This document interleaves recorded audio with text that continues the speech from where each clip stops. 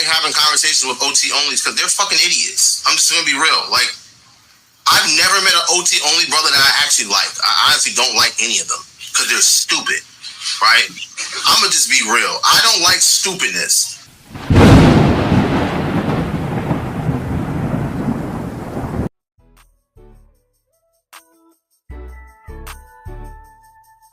Oh my god.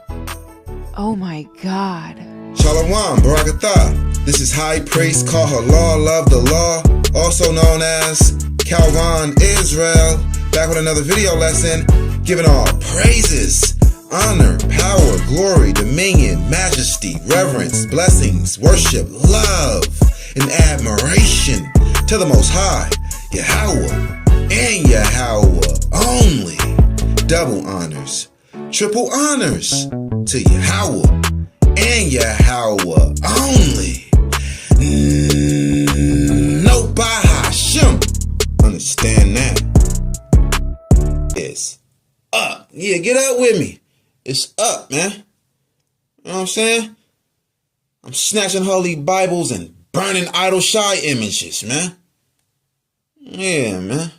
We finna get off into this video lesson because we got a whole lot to be bringing out, all right?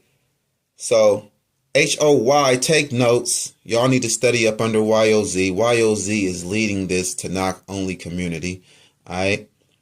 So, let's get off into this thing, man. And let's prove who will sit on the throne forever, King David or JC? All right. 2 Samuel chapter 7, verse 10. Moreover, I will appoint a place for my people Israel and will plant them, that they may dwell in a place of their own and move no more. Neither shall the children of wickedness afflict them any more as before time. Now wait, what's the Most High God talking about here? Right? Because he says, I will plant them in a place of their own and move no more. Right? So he is saying this while we're in the land of Israel. Isn't the land of Israel a place of our own? So what is the Most High God talking about here? He's talking about the second earth paradise after death. Okay? The second earth Israel, which is parallel to this Israel. And as since the time that I commanded judges to be over my people Israel and have caused thee to rest from all thine enemies, also Yahweh telleth thee, that he will make thee an house. So he's talking to King David here, right? And when your days be fulfilled, and thou shalt sleep with thy fathers, that sleep means rest. He's going to rest on the second earth with his fathers. I will set up thy seed after thee, which shall proceed out of thy bowels, and I will establish his kingdom. So, we see that this anointed seed of David, will actually come out of his own bowels, like literally his, because that's what it says, which shall proceed out of your bowels, okay, right, out of his testicles. His testicles is not Joseph's testicles, okay? His bowels are not Joseph's bowels, okay? He shall build an house for my name. So that's Solomon. Solomon built the first temple. And I will establish the throne of his kingdom forever. So this is where the Christianites get confused, because they say, well, how can Solomon's kingdom be established forever, because his kingdom was not established forever. So they bring in regeneration, and they say that it's about JC's kingdom being established forever. But JC never had a kingdom. JC was never a king. He didn't want to be a king. Right? But everything concerning the New Testament in JC, it's all imaginary. Everything has to be all spiritual. There's nothing that's literal or physical. You have to realize that. Now, that's all the characteristics of a fictional story. Everything has to be spiritual and imaginary. It's nothing that's physical and real and we can see and touch. Right? The New Testament is false. All right, so here at verse 14 in the 7th chapter of 2 Samuel. I will be his father, and he shall be my son. If he commit iniquity, I will chasten him with the rod of men and with the stripes of the children of men. Right? So it says, if Solomon commit iniquity, which he did, he will be chastened. He will be beat with the rod of men and with the stripes of the children of men. So the Most High, he's going to allow some, heathens or some wicked men or even the judges of Israel, right? Beat them down. Right? If he commit iniquity. And we all know that Solomon committed iniquity. He died in idolatry. Right? But the consequence for idolatry is death. Not to be beat. But the Most High will have mercy on whom he will have mercy on, right? It's kind of like, he committed iniquity, idolatry, and right after that, he died. The Most High took his life. But,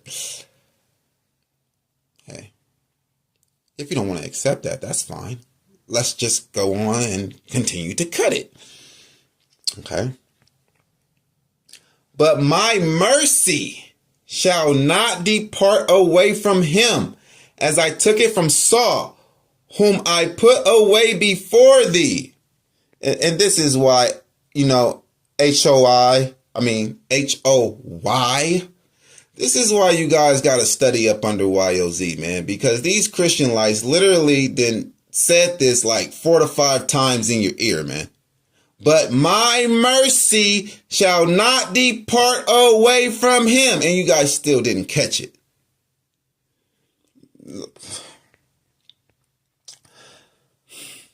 Right? Back at 14. I will be his father, and he shall be my son. If he commit iniquity, I will chasten him with the rod of men and with the stripes of the children of men. But my mercy shall not depart away from him. So he received mercy from the Most High. That's why he wasn't beat with the rod of men and with the stripes of the children of men. Because the Most High's mercy shall not depart away from him. Mercy means being exempt from a rightfully deserved punishment. It's mercy.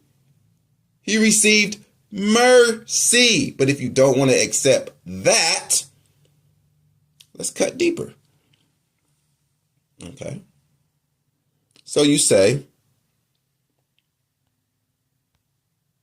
hey, Solomon's kingdom wasn't established forever. Right? This got to be about JC, because JC's kingdom is established forever. What kingdom did JC have? An imaginary kingdom Huh? But forever, right here, don't mean eternity. It don't. It just means a lifetime or a really long time, but not eternity. All right? Like, have you ever told a girl, I want to be with you forever? What do you mean? Eternity? You know you don't live eternity, right? Right? You mean a lifetime. I want to be with you forever. I want to be with you for life. That's what you mean. And that's what the Most High means right here. And we're going to go prove that. All right. So we're going to go to, you know what? We go to Jeremiah. Jeremiah 17. Jeremiah 17:4. And thou, even thyself, shalt discontinue from thine heritage that I gave thee, and I will cause thee to serve thine enemies in the land which thou knowest not. For ye have kindled a fire in my anger, which shall burn forever. Ooh, wait. So wait a minute. The Most High's anger is going to kindle against us for all eternity? That's what, according to the Christian lights, yes. You know, according to the One West doctrine, yes. But what is this over here? Right? 54 verse 7. Isaiah 54 verse 7. For a small moment have I forsaken thee, but with great mercies will I gather thee. In a little wrath I hid my face from thee for a moment, but with everlasting kindness will I have mercy on thee, says Yahweh, your Redeemer. Okay. Yeah. Yeah. And y'all call the Most High Yahweh.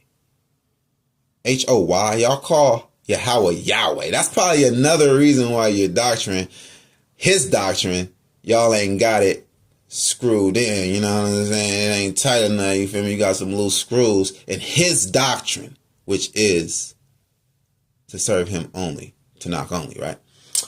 Yeah. His name is Yahweh. Okay, let's go over here. Because to the Christian lights, forever, it means all eternity. Okay, so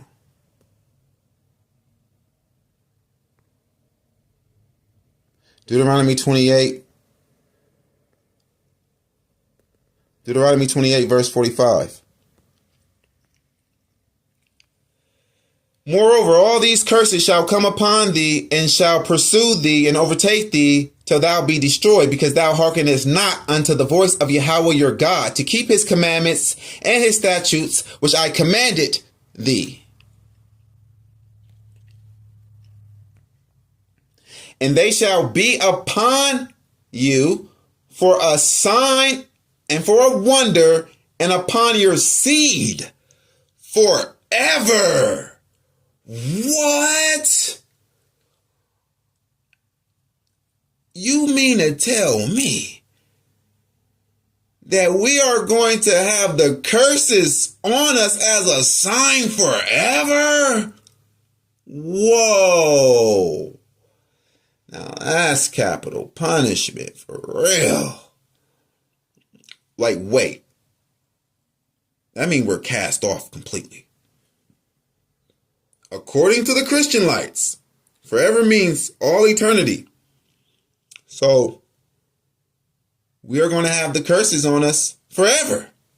But what does this say over here? Right up over here. What does this say?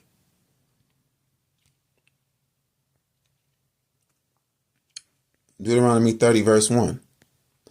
And it shall come to pass, when all these things are come upon thee, the blessings and the curse which I have set before thee, and thou shalt call them to mind among all the nations, whither Yahweh thy God has driven you, and shall return unto Yahweh thy God, and shall obey his voice according to all that I commanded thee this day, thou and thy children with all thine heart and with all thy soul, that then Yahweh your God will turn your captivity. But wait, it says forever, man. That's all eternity right there, man. Right? And the scriptures can't be broken. Prophecy can't be broken. Right? So we see, man, that forever, it doesn't mean eternity in the scriptures. It just means for a really long time or a lifetime. Now, if you say forever and ever, now that's eternity. We'll go here. We go to Exodus.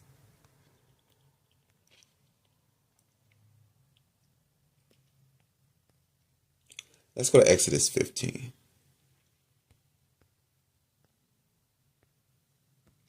Exodus 15 and 18. Yahweh shall reign forever and ever. Exactly. So forever and ever means eternity.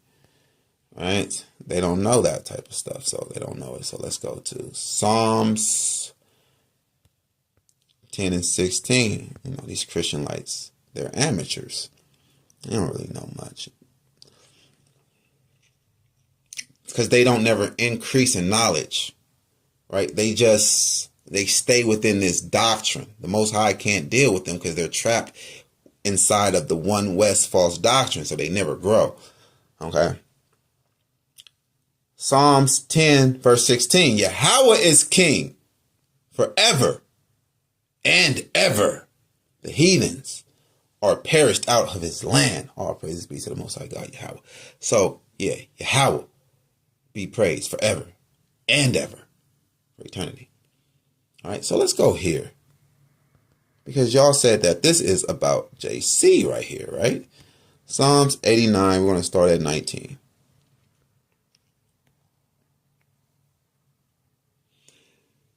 Then thou speakest in vision to thy Holy One and saidest, I have laid help upon one that is mighty. I have exalted one chosen out of the people. I have found David, my servant. With my holy oil have I anointed him. Okay. So, y'all would like to say that this is the seed of David that's being chosen here. JC, idle shy, right? Because you say, we'll go back down to 4. In context, it's about the seed of David. That's what they say. Okay. And this is Psalms 89 verse 4. I told you we're being fair here. Thy seed will I establish forever and build up thy throne to all generations. See, it says it. Thy seed. So when you go back up here, start at 19, and it says, Then thou speakest in vision to thy Holy One, and said, I have laid help upon one that is mighty. I have exalted one chosen out of the people. I have found David, my servant. With my holy oil have I anointed him. Okay, so they're saying that. Okay, because of verse 4, this is speaking about the seed of David. Okay, JC Idle Shah. With whom my hand shall be established. But wait, I thought JC is the hand. How the hand going to establish the hand? My arm also shall strengthen him. Wait, I thought that JC was the arm. How the arm going to strengthen the arm? It's crazy. The enemy shall not exact upon him, nor the son of wickedness afflict him. Uh-oh. Aww. Voice up. Yeah, get up with me. Aww. Look at here. Look at here. The son of wickedness shall not afflict him. The enemy shall not exact upon him, nor the son of wickedness afflict him. So how can this be about JC when JC was afflicted by the son of wickedness? The Edomites, the Romans. That's a cut. Yeah, that's a cut. It says the enemy shall not exact upon him, nor the son of wickedness afflict him. How is this about JC? Huh? Exactly. And I will beat down his foes before his face and plague them that hate him. So how the Most High shows his love for someone is not allowing them to be beat down by their enemies and hurt and killed by their enemies. That's how he showed his love. Y'all trying to throw him off and make him some cruel Lord, like some emotionless, just crazy Lord, man. Like the heathens paint him out to be. But no, he's extremely wise, right? The wisest. But it's like, you can't reprobate him, right? You can't pervert the Most High and make him give sweet for bitter and bitter for sweet. Because if you show your love by beating on someone, that means like you're giving bitter for sweet. And we know Isaiah 5. I mean, the Most High, he doesn't like that. Right? So we see with the Israelites, when the Most High is showing us love, we're not in captivity. When the Most High is not pleased with us, and he wants to punish us, and he forsakes us because we forsook him, then what? Yeah, the son of wickedness comes to afflict us and put us in captivity. Right? Exactly. So when you go here too, you go down to verse 26 in this chapter. It says, he shall cry unto me, thou art my Father, my God, and the rock of my salvation. Now, if JC is salvation, like, how is the bringer of salvation needing salvation himself? He's coming to bring salvation, but he needs salvation. Well, what? So y'all saying he's coming back to bring salvation, but he needs salvation himself? That doesn't make any sense. All right. Okay. So they are saying that JC is Solomon reincarnated to receive the beating that Solomon escaped by dying. So now Solomon is back on the earth, same soul in a new body, back on the earth to receive his beating for the sins he committed when he was in his old body as Solomon. Okay? The One West false doctrine of regeneration says, when you are regenerated, you come back in your same lot. So if you were wicked, in your next life, you're coming back in that lot to be wicked. And if you're righteous, in your next life, you will come back to be righteous in that lot. And they get that from cherry picking and misunderstanding Daniel 12:13. So, you coming back to stand in your lot, right? And you can't escape that, right? That is all predicated on misunderstanding Daniel 12:13. So,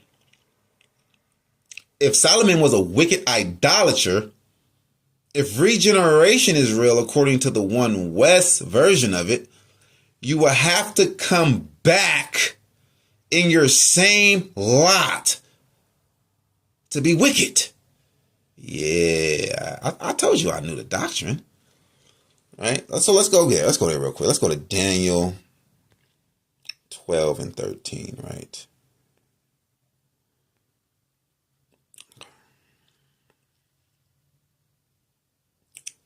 Daniel 12:13.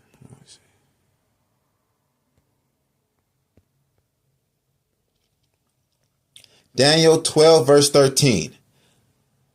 But go thy way till the end be, for thou shalt rest and stand in your lot at the end of the days.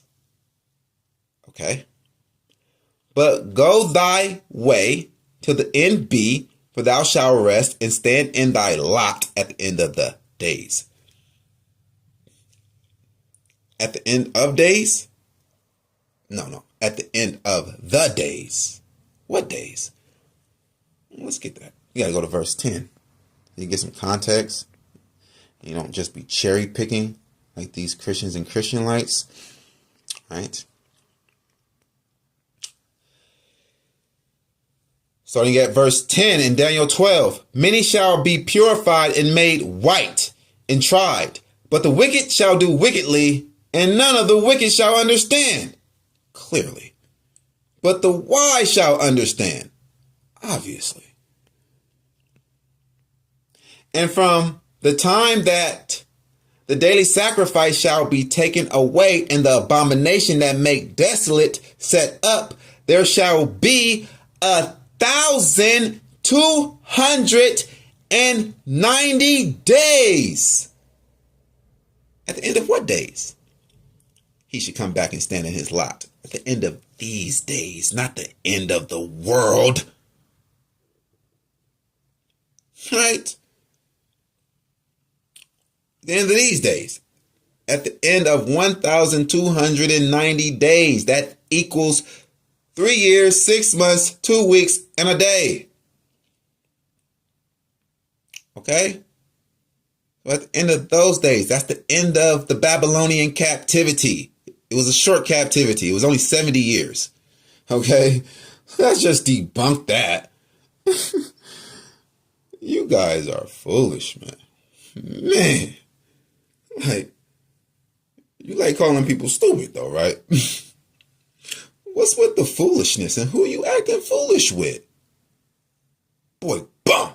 It's up on you, boy. I'm snatching holy Bibles and burning idol shy images. Understand that? Yeah, get up with me. On your ass, boy. On your tip-top skibbity. Understand that. But let's go here, though. All right? Well, we ain't done. We far from done. Let's go to Matthew 22. 41. You just pulled a coffin out of your mouth, boy. Talking out of your neck, then pulled a coffin out of your mouth. Matthew 22, verse 41. While the Pharisees were gathered together, JC asked them, saying, what think ye of Christ? That's the Greek way of saying Messiah. Whose son is he?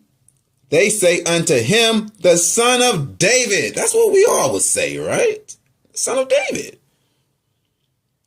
But JC is about to refute that.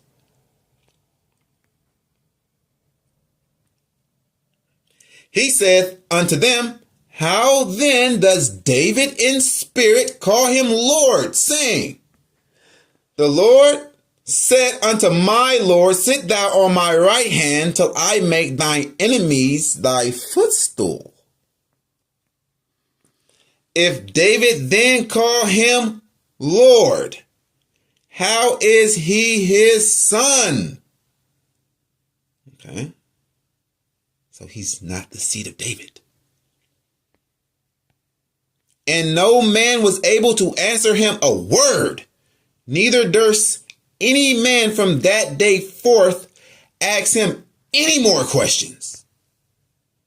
If David then call him Lord, how is he his son? Can you answer that? Because they couldn't. And obviously, JC is saying he's not the son of David, because the New Testament is pushing a virgin birth narrative. And that JC is the actual biological son of the Most High God. Okay? That's what they're trying to sell. So he can't be the actual son and born of the spirit and an egg, if he's at the same time born of sperm and an egg from Joseph and Mary. Okay, so that's why this is saying this, that he's not the son of David. But you're steady arguing with your own damn God, your own Lord, your own Savior. It's written here. But then you're going to go to the contradiction in Revelation that says he's the root of Jesse, which is the root of Jesse will be what? Jesse's father, Ohad, or the actual patriarch, Judah, the son of Jacob. So you're going to believe. What part of the contradiction are you going to believe? Which one? Right? That he's the root of Jesse and the offspring of David? Huh? So, that's a contradiction. But you have to realize, here, everybody heard it. Many witnesses. John the Revelator is the only witness in the book of Revelation. But here, as the fairy tale gospel has it, he said this in front of a lot of people. The Pharisees, his disciples, everyone. Right? So that's a cut. Oh yeah, that's definitely a cut. Now let's go. Let's go to Psalms. Back to Psalms 89 because it's very crucial. Psalms 89, verse 39. Psalms 89, verse 39. Thou hast made void the covenant of thy servant. Thou hast profaned his crown by casting it down to the ground. Right? So we see here that the covenant between the Most High God and the seed of David was made void. Right? Ineffective. Right? is made void. And let's go. Because somebody will say, oh yeah, well what's this over here? Jeremiah 33. I'm going to start at verse 20. Thus says Yahweh, if ye can break my covenant of the day and my covenant of the night, that there should not be day and night in their season, then may also my covenant be broken with David my servant, that he should not have a son to reign upon his throne, and with the Levites, the priests, my ministers. Wait, huh? Oh, okay. So we see here that the Levites, the priests, are the ministers of Yahweh. But in Romans 13, 1 through 7, we see that the Roman government, they are the ministers of God. Whoa. Aw. Yes, up. Cut after cut. Yeah, I understand that, man. As the host of heaven cannot be numbered, neither the sand of the sea measured, so will I multiply the seed of David my servant, and the Levites that minister unto me. Moreover, the word of Yahweh came to Jeremiah, saying,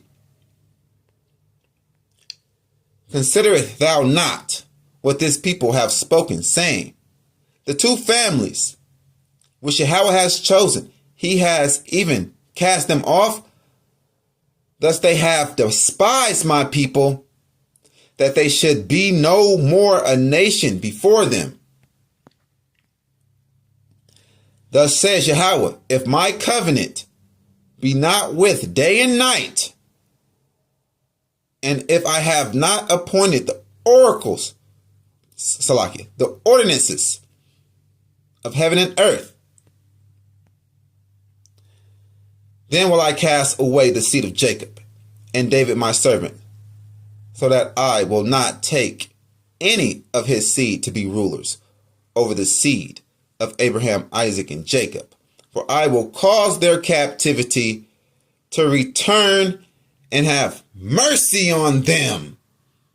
Okay, so in Psalms 89, verse 39, we see that the covenant between the Most High God and the seed of David was made void. And here we see that,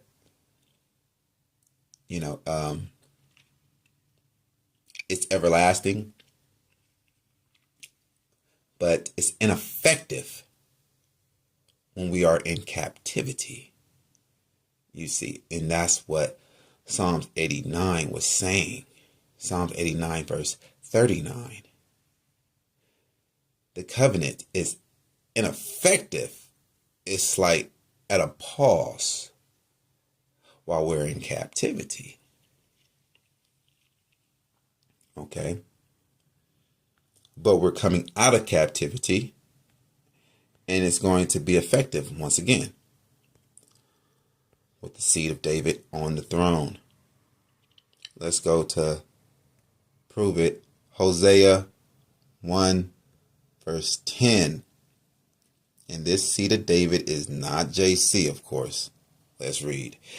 Yet the number of the children of Israel shall be as the sand of the sea, which cannot be measured nor numbered. And it shall come to pass that in the place where it was said unto them, ye are not my people, there it shall be said unto them, ye are the sons of the living God. Right? And that happened to us Negroes here in the daughter of Babylon, America. We were told back in the days that we were not the sons of God. We were not the people of God. You know, we were told that we were nothing but porch monkeys and niggers. Right? But in this same land, in the same captivity, now in these days, we are being called the sons of the living God. Right? So this is about the America captivity. Then shall the children of Judah and the children of Israel be gathered together and appoint themselves one head, and they shall come up out of the land. For great shall be the day of Jezreel. Oh, wait. So we're going to appoint us a head from among ourselves. Do anyone see JC here? Does anyone see JC idle shy around in these days? Right? He's going to come back as a baby in these days. I don't think the New Testament says that. It says he's going to crack the sky and come down in a white horse. Okay, so when you go over here to Hosea 3, let's start at 4.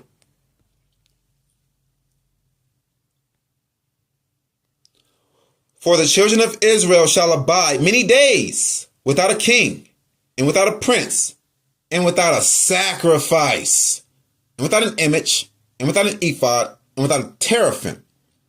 Afterward, after what? After we abide without a sacrifice, shall the children of Israel return and seek Yahweh their God and David their king. So, in chapter 1, verse 11, we see that this David is the seed of David that we appointed head over us. Okay?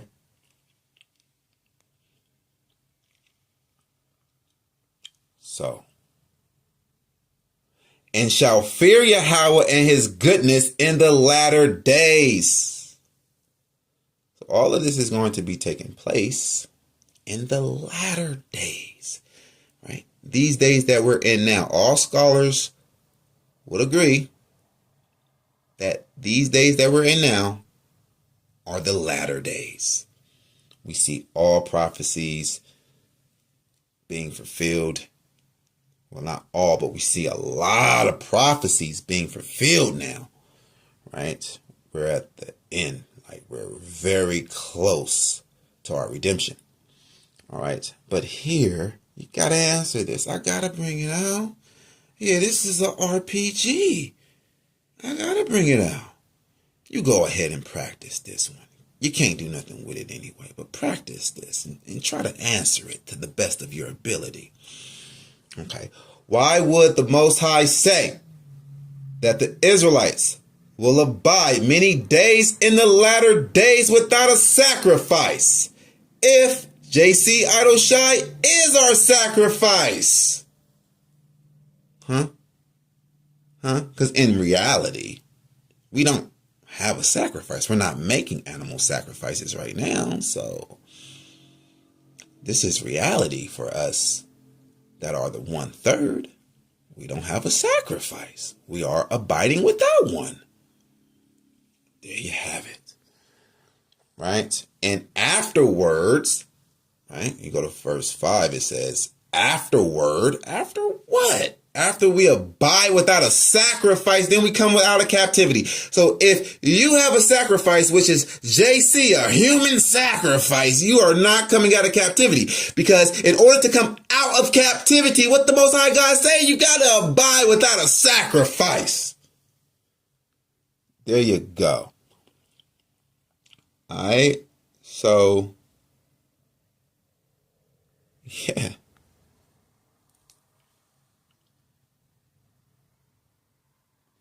And we got to go here for all you Jesus freaks. You Jesus freaks that still say, no, it's about JC Idol Shy. Well, let's cut deeper.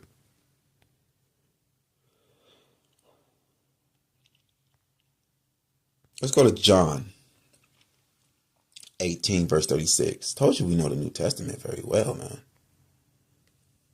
Can't pull one over on us. Nah, not here at YOZ.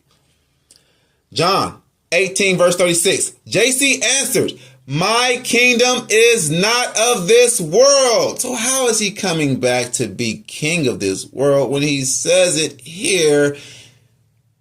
My kingdom is not of this world. If my kingdom were of this world, then would my servants fight that I should not be delivered to the Jews. But now is my kingdom not from here. There you go. He's saying that his kingdom is not of this world. My kingdom is not of this world. Right? Because his servants, his disciples, his followers did not fight for him. But he told them not to fight. You see how stupid this is? But you can't see that it's stupid because you're also stupid. Right? This stupid fictional character, JC, is like all bitchy right now because his servants didn't fight for him. But when Peter cut off the Roman soldier's ear, he told him to put his sword up and not fight. What the f is going on here, man? Boy, bum, man, we gonna destroy y'all, boy. Yeah, we gonna run down on y'all, boy. Elijah style. Because y'all are the modern day false prophets of BL. Of modern day BL. JC. Yeah, that's right. There's nothing new under the sun. Boy, we're going to kill your ass. We're going to kill all of you when the time is right and the Most High gives the go. Y'all going down because y'all are a separate nation. We're not the same people. We're not the same nation. 2/3 of Israel is not going to be redeemed with 1/3 of Israel. We're not the same nation. Y'all are wicked Israel, idolatrous Israel. We are righteous Israel, the saints. All right. So there you have it, man. Out of JC's fictional mouth. So let's go here, man. Let's go to Ezekiel 37:23.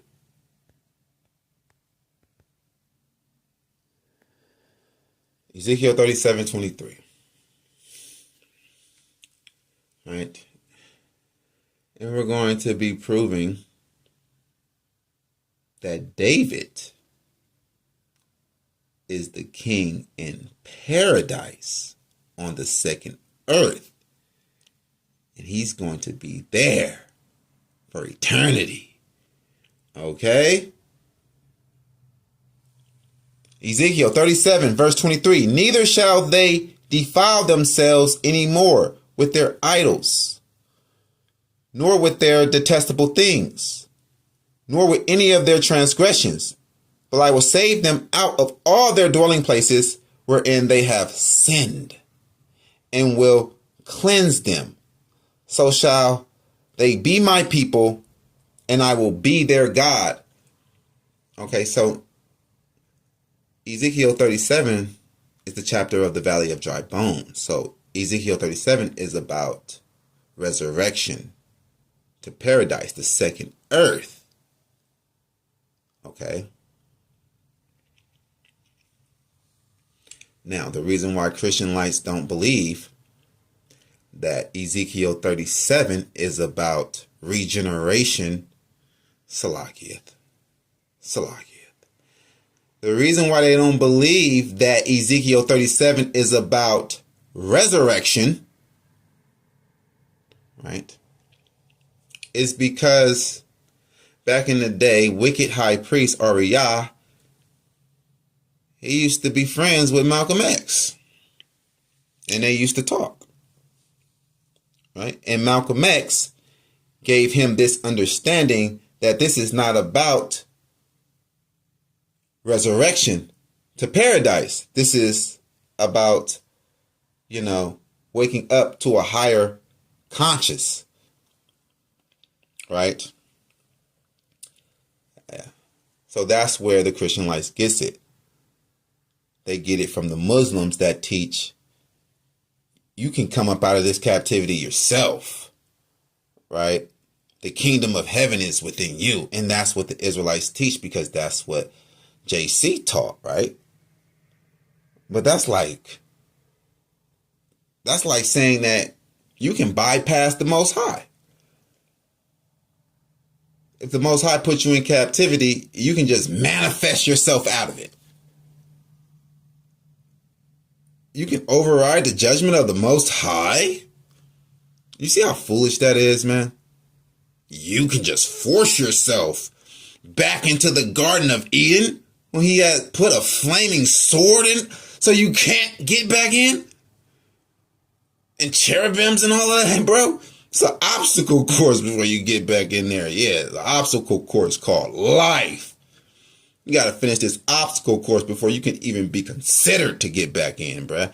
You're going to be tested and judged to see if you can get back in, boy, to see if you pass this test. You just manifest yourself into here, all your sinful self. You need to shut that up, man. Tripping.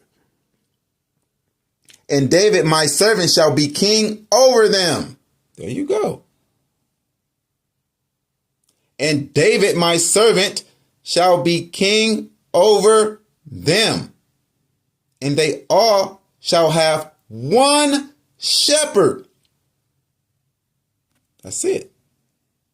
That's King David. We already proved that it's not JC. They shall also walk in my judgments and observe my statutes and do them. And they shall dwell in the land that I have given unto Jacob, my servant. That's the actual man, Jacob. Right? The progenitor, Jacob. The brother of Esau. That's his blessing. To have paradise. Right? If not, then they receive the same blessing. Because Esau received the dew of heaven, the fatness of the earth as well. Right? But, as we know it,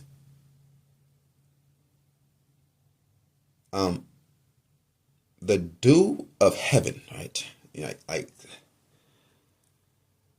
Jacob has a heavenly earth, and Esau is blessed with this earth, a earthly heaven. You get it? Right? Heaven on earth. And then, like, earth in heaven. Right? Earth on heaven, or whatever. Right? I'm trying to explain it without actually going to the verse over there, but you see what it is. Wherein your fathers have dwelt, and they shall dwell therein, even they, and their children, and their children's children, forever. And my servant David shall be their prince forever. Moreover, I will make a covenant of peace with them. It shall be an everlasting covenant, everlasting, with them. And I will place them and multiply them, and will set my sanctuary in the midst of them forevermore. Now that's eternity. Understand that. Forevermore. Everlasting covenant. Yeah. Right? So, yeah. Jacob received heavenly earth. Esau received an earthly heaven. Like, Esau has heaven on earth here. We have like a heavenly earth. That's why they were so mad. That's why the Edomites and Esau was so mad at us. That's why Esau was so mad at Jacob. Because, just reading it with the naked eye, you would think that, they got the same blessing because they both received the dew of heaven and the fatness of the earth. Right?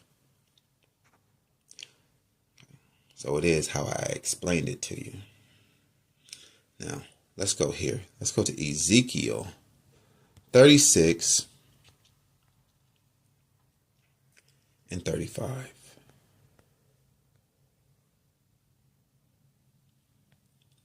And they shall say, this land that was desolate is become like the Garden of Eden. Right? Exactly. Second earth. The second earth is the Garden of Eden, paradise. Okay. And they shall say, this land that was desolate is become like the Garden of Eden, and the waste and desolate and the ruined cities are become fenced and are inhabited. Right. Because on the second earth, the second Israel is parallel to this Israel. All right. Now let's go to Ezekiel 45. We'll start at verse 22. This is a future prophecy, and a prophecy that's going to take place on the second earth. Okay, Ezekiel 45:22. And upon that day shall the prince prepare for himself and for all the people of the land a bullock for a sin offering. Okay. So, JC in the New Testament, right? JC in the New Testament, it says that he is sinless. How can he had already offered up one sacrifice once and for all, and that's himself for everybody? But now, in the future, in the kingdom, he's now preparing for himself and for all the people a bullock for a sin offering. So if he's preparing it for himself, that means he has sin too. Let's go and get it. Let's go get Hebrews. Hebrews 7:25.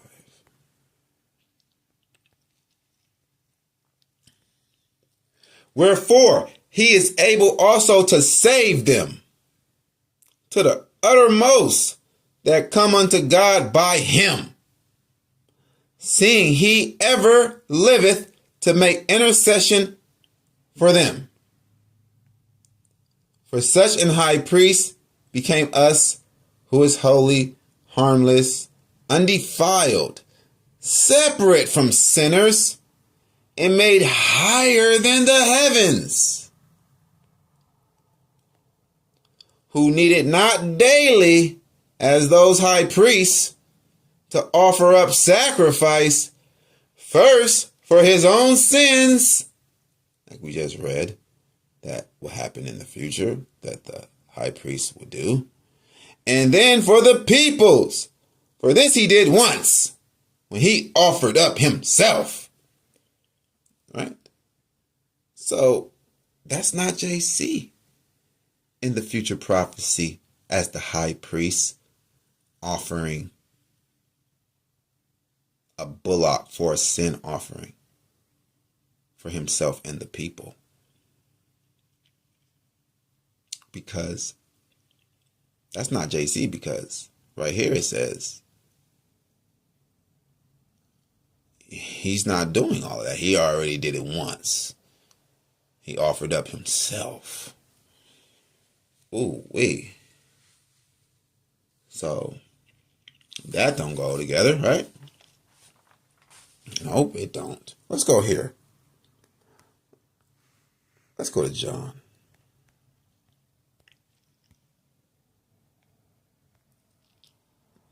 John 8, verse 29. Told you we know the New Testament very well. John 8, verse 29. And he that sent me is with me. The Father has not left me alone, for I do always those things that please him. So, JC knows where he comes from, right? He can remember the beginning and all of that, right? He knows where he's going and all of that, right? How can JC be from the beginning, y'all say, right? Y'all say he was Adam. Y'all say he was Adam also. But Adam didn't please God. Neither did Solomon please God. So what is JC saying right here? For I do always those things that please him. He's Solomon.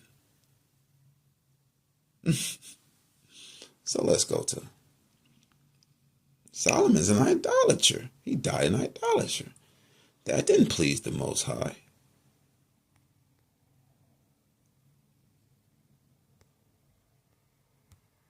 Let's go to 1 John chapter 3, verse 5.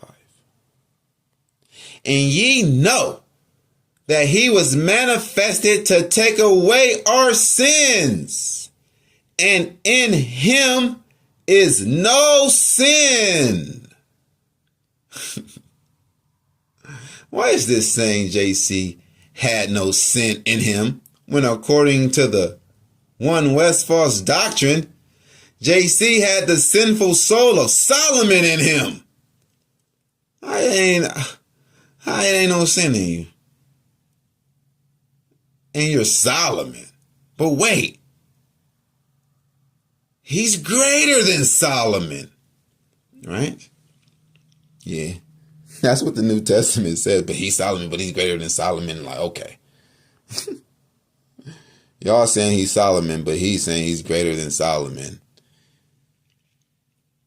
Right? So let's go to Isaiah 53. And this is going to be the grand finale. Isaiah 53, verse 5.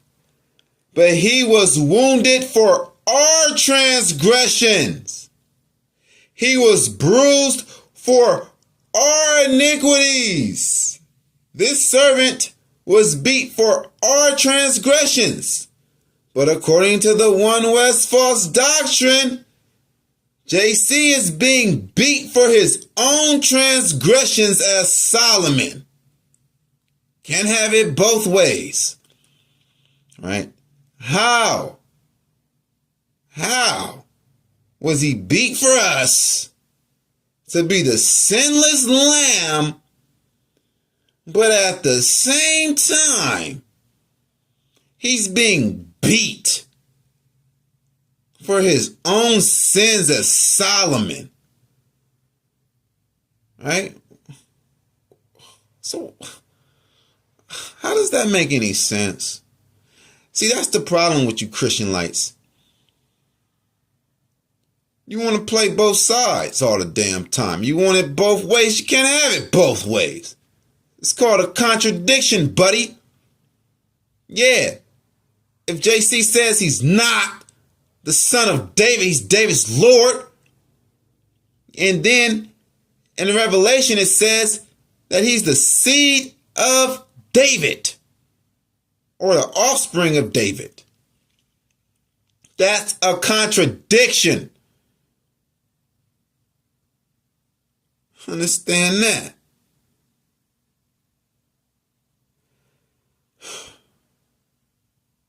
It's a contradiction. And if he was wounded for his own transgression as Solomon, he's an idolatrous soul that came back.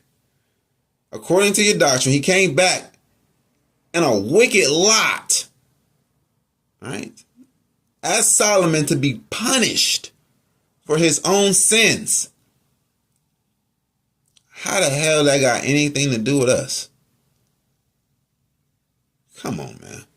You can't have it both ways. Either he died for our sins, either he was punished and beat for our sins, right? The chastisement of our peace was upon him, and with his stripes we are healed, right? So you can't have it both ways. Was this an innocent man that was punished because of what we did? Or is this just a sinful old soul coming back to be punished for what he did himself? You can't have it both ways. That means the New Testament is cut and your One West false doctrine is cut. There's no get back. And I'm waiting on that debate. Don't try to run. It's going to be real quick. I just want to embarrass you real quick, embarrass your camp real quick, embarrass your doctrine real quick, and edify the people. Most of all. All praise be to the Most High God, Yahweh. I hope that was edifying.